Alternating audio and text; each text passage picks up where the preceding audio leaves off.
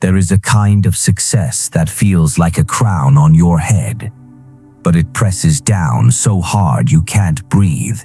From the outside it shines, from the inside it cuts. It is the kind of success that your friends admire, your parents brag about, your colleagues envy. It comes with smiles, applause, even the quiet respect of strangers. And yet, it carries a cost you cannot put on a resume.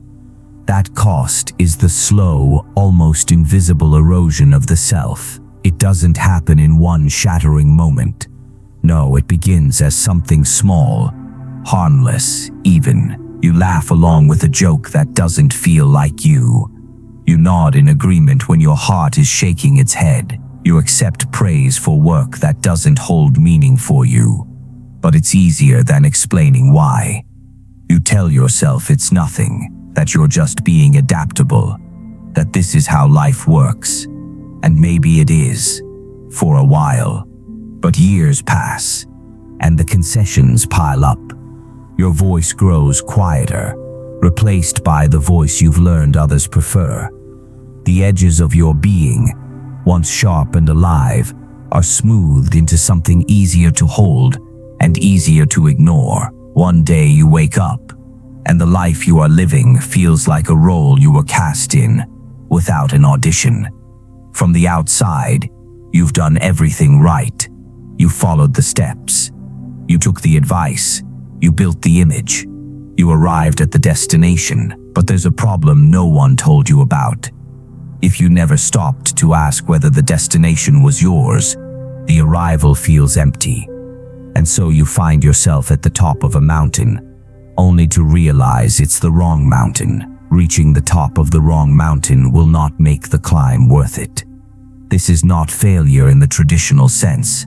This is something stranger, crueler, because to the world you are winning, but deep inside, something precious has gone missing. This is the tragedy of self-betrayal. You didn't just trade your time or your energy.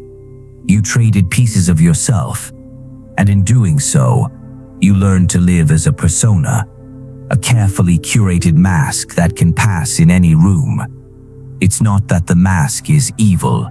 A mask can protect you. A mask can help you survive in places that would reject your raw, unfiltered self. But masks have a cost. If you wear one too long, it fuses to your skin. The most dangerous masks are not the ones others force on you. They are the ones you choose to wear willingly. You choose them because they work. They get you invited to the right tables. They earn you the nods of approval that make you feel, for a fleeting moment, like you belong. They give you a way to be seen without being vulnerable. But here's the paradox. The more you are seen through the mask, the less you are truly seen at all. And so, even in a crowded room, you feel alone. Not because people don't like you, but because they don't actually know you. This disconnection doesn't strike like lightning. It arrives like fog, slow, quiet, creeping into every corner of your life, until you can't remember what the sun looked like. It begins with small edits to your truth. You say what you think they want to hear. You share the parts of yourself that feel safe, and hide the rest so deeply that even you forget where you left them. And the more you hide, the more the mask becomes you. Until one day, you're not performing anymore. You've simply become the role. The world loves this. It rewards you for being polished, reliable, predictable. It calls you professional, disciplined, successful. It hands you trophies, promotions, likes, handshake. But here is the quiet reality. Every applause for the mask is a silence for the real you. You might even begin to notice symptoms, not in your resume but in your heart. Restlessness that no vacation can cure. Anxiety that lingers even in calm moments. Sleepless nights where you stare at the ceiling and wonder, is this it? A dull emptiness that swells in the moments when you should feel proud. A life that looks perfect but feels empty. is not a life. It is a performance that never ends. You can push through it for years. You can double down, achieve more, make the image even brighter. But the truth has a way of whispering through the crack. It might come to you in the middle of a meeting when your mind suddenly drifts. It might hit you while you're celebrating something you've worked for and feel nothing. It might slip in during a conversation with someone who sees through you, someone who remembers a version of you that you left behind long ago, and that's when you realize the mask has been wearing you. So you stop, or at least you try to, because before the self is lost completely, there's a choice to be made. A pause, a brutally honest pause, to ask yourself, who is the person I've been showing the world, and what happened to the person I was before I learned how to please them? If you listen closely, the answer is still there, buried, perhaps, but not gone. And the moment you hear it, really hear it, something changes. Because the trap only works when you don't see it. And now you do. The question is, what will you do with that sight? That is where we must go next. Into the heart of how the pursuit of success can become a subtle form of self-erasure, and what it takes to reverse it before it's too late. We like to think that self-betrayal is rare, something that happens only in extreme moments. A single dramatic decision, a choice so obvious that anyone could see it was wrong. But that's not how it works. Most self-betrayal is quiet. It doesn't roar. It whispers. And the whispers begin so early, you might mistake them for your own thoughts. They sound like, I'll just go along with it this time. It's not worth the argument. This isn't the hill to die on. Each time you tell yourself this, you're right. It's not the hill to die on. But one day you realize, you've given away the whole mountain. We do not lose ourselves all at once. We misplace ourselves piece by piece. You let go of your mornings because someone else needed you earlier. You let go of your creative work because it didn't seem practical. You let go of your boundaries because it was easier to be agreeable. And over time, these small negotiations with yourself leave you unrecognizable. The irony is that most people don't set out to betray themselves. They think they're making smart compromises. They tell themselves it's temporary, that they're building a foundation and will come back to their truth later. But later never comes, because the longer you live out of alignment, the harder it becomes to remember what alignment even felt like. This is why the persona is so dangerous. It doesn't just hide you from others. It hides you from yourself. It becomes the translator through which you experience the world. You don't ask, what do I want anymore? You ask, what would be expected of me? You don't ask, does this make me feel alive? You ask, does this make sense to other people? The persona doesn't just change how others see you. It changes the questions you ask about your own life. And here's the cruel part. The more successful you become while wearing the mask, the more you'll be afraid to take it off. Because if your career, your relationships, your identity are all built on the persona, what happens if you let it drop? You fear that people will leave, that opportunities will vanish, that without the performance you'll have nothing left to offer. And so you hold it tighter, even as it suffocates you. This is the golden cage. Beautiful, admired, secure, but a cage nonetheless. Some people stay there forever. They tell themselves it's fine, that this is what being an adult means, that everyone lives like this eventually. But there are others, and maybe you are one of them, who start to feel a quiet revolt inside. It can start as frustration, or as a subtle longing for something you can't name, or as a voice, small at first, whispering, "This isn't it." If you're not careful, you'll drown that voice with distractions. Work harder, Fill your calendar. Buy something new. Scroll for hours. But the voice always comes back. Because it isn't here to ruin you. It's here to remind you. It's here to say, you were not born to be a role. You were not born to be liked. You were not born to fit so neatly into someone else's vision of success that you forget your own. A life that belongs to everyone will never belong to you. This is where the real work begins. Not in chasing more, but in stripping away. Not in finding a better mask, but in daring to walk without one.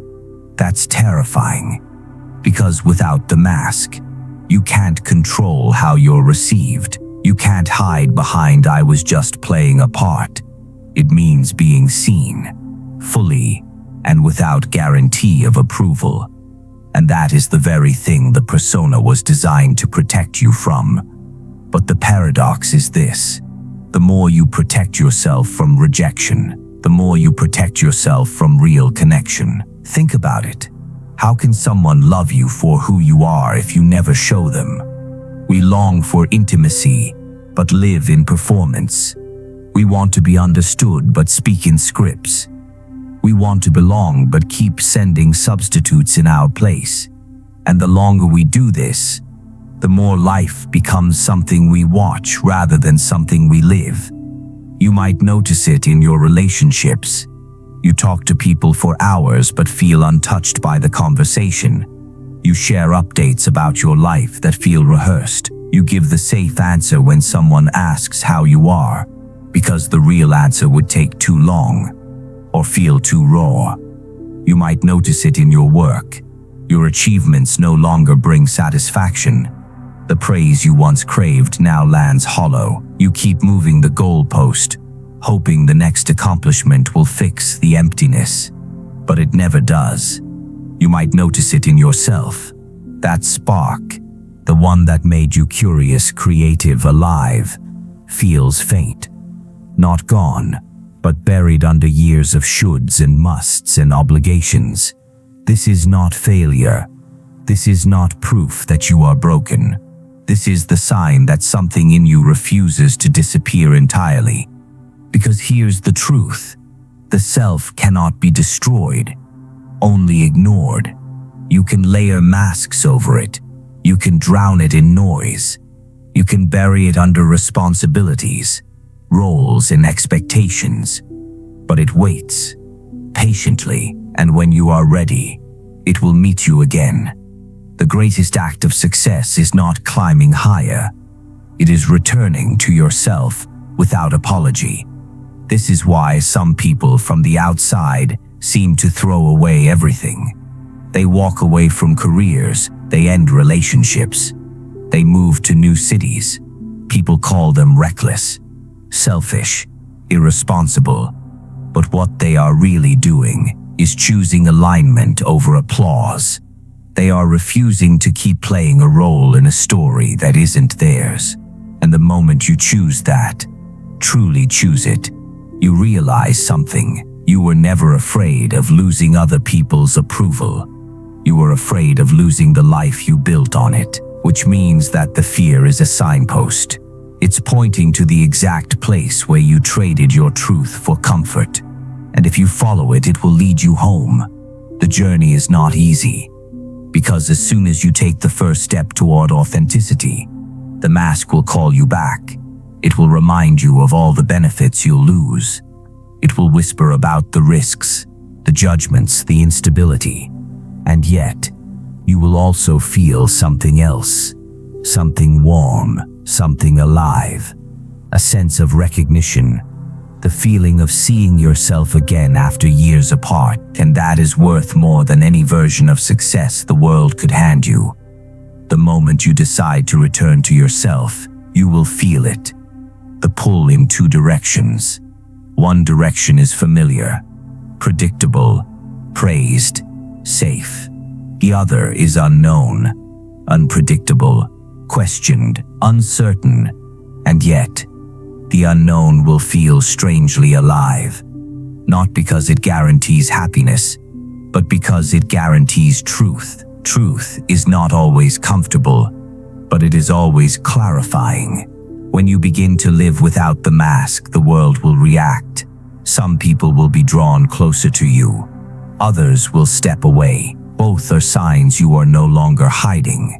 For the first time in years, your relationships will be real, because those who remain will be choosing you, not your performance. It will feel lighter, but not easier, because authenticity demands responsibility. No more blaming the role you played, no more pretending you had to do something. Now every choice will be yours, and here's the paradox. The more you choose from alignment, the less you will need the world's definition of success. It doesn't mean you will reject success entirely. It means you will no longer measure it by applause alone. You'll measure it by the mornings you wake up without dread, by the conversations where you speak without editing yourself, by the creative work that feels alive in your hands, even if it never trends. You will start to see that success is not a single peak to climb, but a way of traveling. It is 1,000 small decisions made without abandoning yourself. The real reward is not the life you build. It's the self you refuse to lose in the process.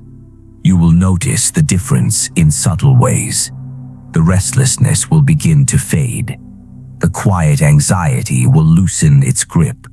The fog that once dulled your days will thin, revealing a horizon you forgot was there. You may still face doubt. Sometimes you'll miss the safety of the old mask. There will be moments you wonder if you made the right choice. That's normal, because growth often feels like loss in the beginning. You are losing the false security of who you pretended to be. You are losing the comfort of predictable praise. You are losing the illusion that other people's approval could ever replace your own. And in that space, something new will grow, a relationship with yourself that is not based on performance, an inner voice that no longer whispers but speaks clearly, a sense of belonging that comes not from fitting in, but from standing firmly in your own life. When this happens, you will see the world differently. You will realize how many people are still wearing masks without knowing it. How many are climbing mountains that were never theirs. How many are confusing attention for love. You will see the quiet ache in others, the same one you carried, and you will know exactly what it means.